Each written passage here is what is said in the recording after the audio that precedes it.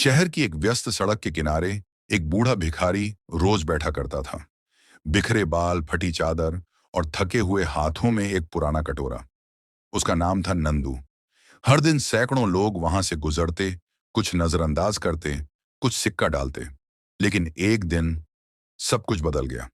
उस दिन की शुरुआत सुबह थी। धूप हल्की हल्की सड़क पर उतर रही थी। नंदू हमेशा की तरह अपने ठिकाने पर बैठा था, कटोरा आगे रखा। उसी वक्त वहां से गुजरी एक छोटी बच्ची, 7-8 साल की रही होगी। उसके हाथ में एक छोटा सा सिक्का था। वो अपनी माँ के साथ थी, पर अचानक रुक गई और बोली, मम्मी, ये अंकल भूखे लग रहे हैं, मैं अपना सिक्का इन्हें दे दूं? माँ ने मुस्कुराते हुए कहा, हाँ बेटा, अगर तुम्हें लगता है कि इससे मदद होगी तो जरूर दो। बच्ची ने जाकर नंदू के कटोरे में वो 1 रुपए का सिक्का डाला। पर नंदू ने उस बच्ची की आंखों में देखा और बोला, बेटी, इस सिक्के ने मेरी भूख नहीं, मेरा हौसला मिटाया है। कुछ पल बाद नंदू ने पहली बार उस सिक्के को अपनी जेब में रखा, कटोरे में नहीं। उसे लगा, अगर इतनी छोटी बच्ची मुझे इंसान समझती है, तो क्या मैं खुद को नहीं समझ सकता? उसी दिन शाम को उसने अपने पुराने झोले में से एक टूटी हुई पेंसिल निकाली।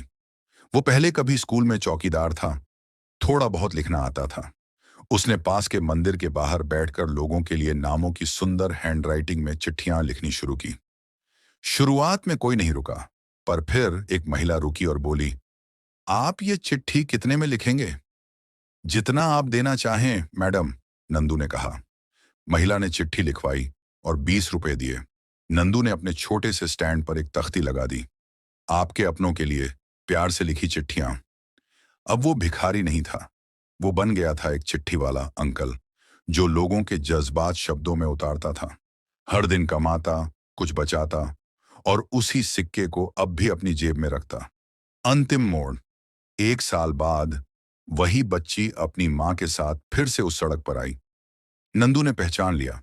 उसने अपनी जेब से वो पुराना सिक्का निकाला, थोड़ा जंग खाया हुआ, और बच्ची को वापस देते हुए कहा, ये तुम्हारा सिक्का है, इसने एक इंसान को फिर से जीना सिखाया।